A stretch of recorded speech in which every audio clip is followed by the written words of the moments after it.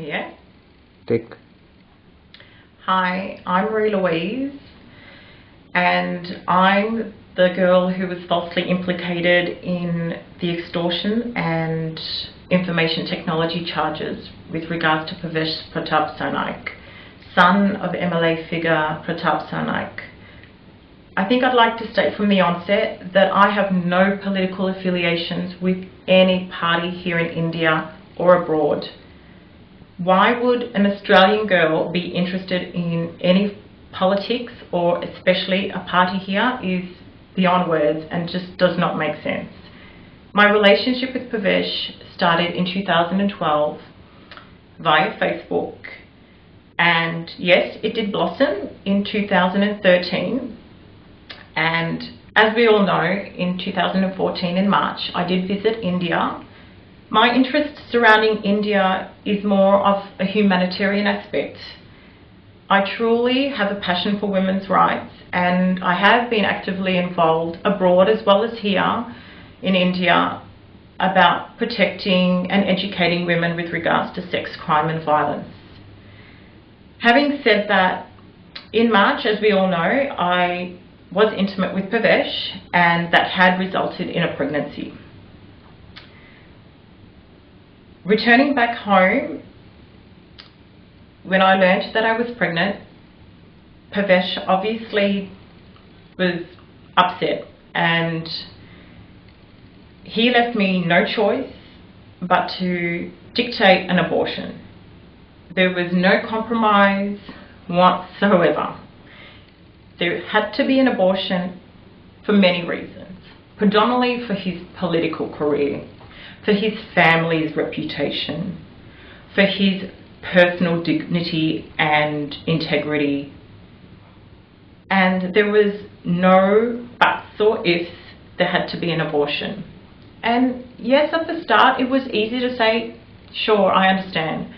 But as most women out there in India or anywhere in the entire world would know, as a mother, as we learn that we're pregnant, it's natural for us to grow attached, and I too grew attached. I am a mother of two beautiful daughters, and I grew very much attached to this baby, and I made it abundantly clear to Purvesh on numerous occasions I did not want to go ahead with an abortion. But Purvesh basically threatened me. There was no way that he would go ahead and accept this baby.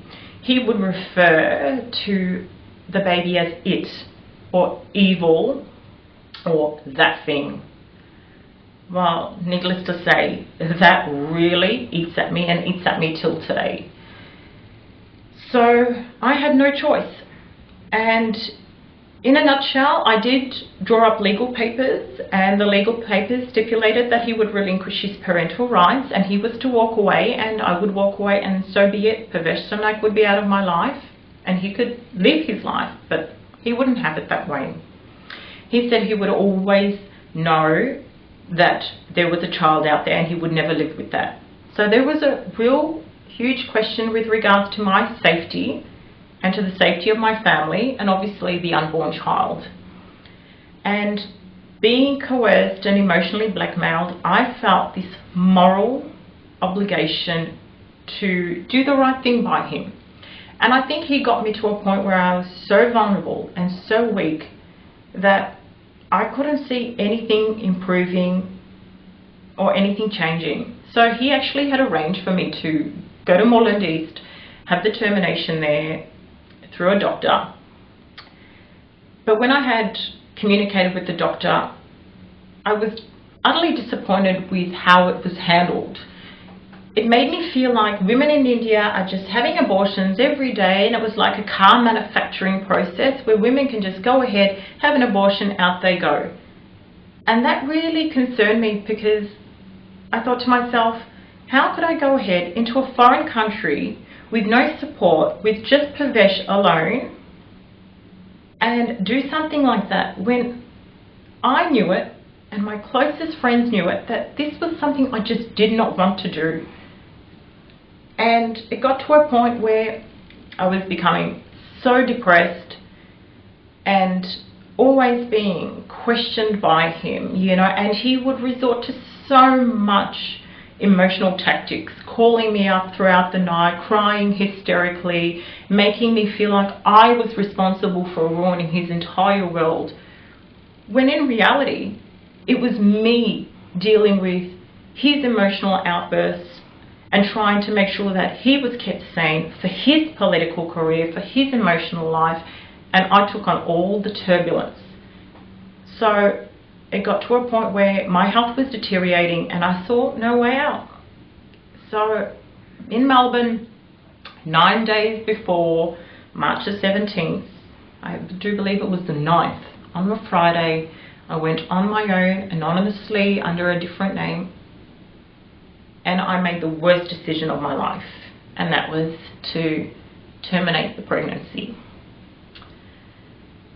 It does eat at me till today. So when I returned in May, that was not of my own accord. That was under the instructions of Purvesh. Purvesh said, I've already bought you your ticket, I still want you to come, we need to talk about it, but most importantly, Marie, I need you to understand that there is, and I quote, 0.1% chance that you still could be pregnant again. It's like nothing I ever did was enough for him. Even if I threw medical evidence at him, it wasn't enough. And I just didn't understand why I had to be forced into doing something again that I didn't want to do. A woman who genuinely wants to keep a child should never be subjected to having to have an ultrasound or be medically tested against her own will. But he got it his way. And because I genuinely did care and respect him, even though I foolishly did, I got on the plane. I left my family behind and I travelled 16 hours to come to India. And at his request, I went with him to Moreland and I was tested, and it was the worst day of my life. I think we all know what took place after that. As I returned back, gutted, distraught, and feeling very, very empty, to be reminded from that ultrasound of that poor choice that I had made, that how my whole life had been with Purvesh for that duration. I wouldn't say my whole life, but that duration with Purvesh was so dictated by him. But the worst came when Pratap Sarnaik had found out about our relationship. And he quoted, or he relayed or passed a message to a dear friend of mine saying, tell Marie Louise to leave the country straight away, or otherwise she'll never see her children again. I still have those words in the back of my head. We all knew what took place after then, and I returned back home, fearing for my safety, not understanding what on earth did I do wrong. I had done absolutely everything that Purvesh had asked for. I literally gave him everything. He robbed me of the things that mattered to me the most, and that child, no matter what, even though I breached my husband's trust, I loved the child. I loved the baby. But he took that from me, and then that's the price I paid. I copped a threat from the Sarnaik family. So needless to say, in weeks to come, I learned that I was pregnant again. And I said this time I wasn't going ahead, and I would never have an abortion again. But as we all know, on the 31st of July, my whole world came to another conclusive end. When I was labelled an extortionist. Words alone cannot express how I felt at that point in time. I was carrying Purvesh's child. I lived a separate life. I started regaining my family life, my husband's trust again. We had made some collective family decisions and we were progressing. But an extortion charge? To say that I extorted 1 crore? I didn't even know what 1 crore was. And that's the thanks that I get. That's the thanks that I get for making such amazing sacrifices. And we're not talking about compromise. There was no sense of a compromise. When somebody's emotionally blackmailed and forced into having an abortion against her consent, that is not compromise. That is a huge sacrifice. I have never, ever asked for Purvesh for any money. I've never needed anything from him. I never wanted to join Youth Centre. How dare that he say that he invited me into Mumbai for the NGO and that I had wanted to get membership of Youth Centre. How on earth could he manufacture such a story, manage to manipulate the Thane police, which clearly, being in his constituency, worked for Purvesh and Pratap, and managed to get away with it all? I am not an extortionist. I am simply a woman who has sacrificed so much for Purvesh. I carried my baby boy up until nearly 16 weeks. It was the stress of being labelled a criminal, of dragging my husband, who was totally innocent of all of this. My children suffered for all of this. My daughter, my eldest daughter, referred to Purvesh as an uncle and was gutted. She too accepted the fact that I was having some other man's child, and she grew to love the baby boy. We all did as a family. We did not need Purvesh Sarnaik or Pratap or anybody in our lives. We wanted to live freely on our own in peace in Australia, and as a family we stood united. But I guess it wasn't enough for them. They wanted to destroy me completely. So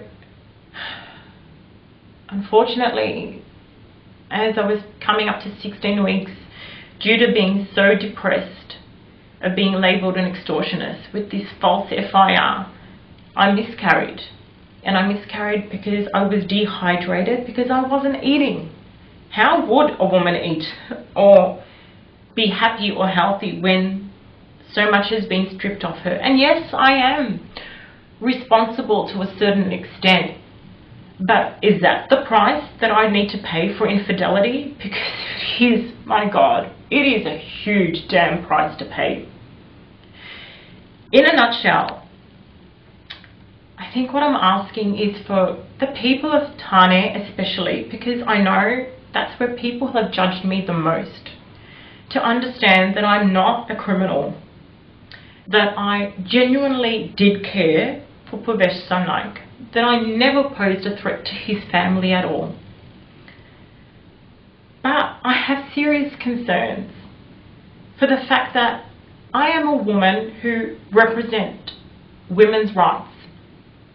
Who am I to sit back, to hide away, when any woman in my position, or potentially in my position, could have said, I might take a settlement and just walk away, or I can't handle this anymore and potentially commit suicide, or be shamed by the public. I have been fortunate enough to live in Australia, where I am an untouchable, where Pratap cannot send out his thugs to hurt me in any way, even though he has indirectly, for me, induced the miscarriage. But I'm asking people, and I'm appealing to the women out there, I will not be the first, and I will not be the last to be victimized and traumatized by the hands of a corrupt politician. Pratap Sarnaik was able to manufacture a video where he talks about women's safety and women's rights. So I asked him directly, where were my rights? Where was my safety when I received threats continuously every single day? You talk about being a leader. What kind of a leader are you? How can you get up in front of people or your son and represent the best of India and the better of humanity when you have no moral standing? To ask things of me, Purvesh, was the most... it's just ridiculous. So as an ambassador that I feel of women's rights, I need to make a stand. And I'm asking the women to stand behind me, to stand in support of me, and not to be so easily intimidated, because I could have just walked away and I potentially could have taken a settlement. But money can't bring back my son. Money can't bring back the first pregnancy. Money can't bring back the reputation that I've lost.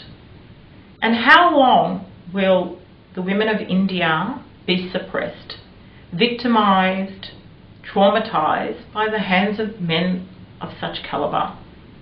So I'm asking women to seriously think about really truly making a stand and collectively working together and coming forward. If there's anybody who's been victimized to such an extent of something of a similar nature, contact me.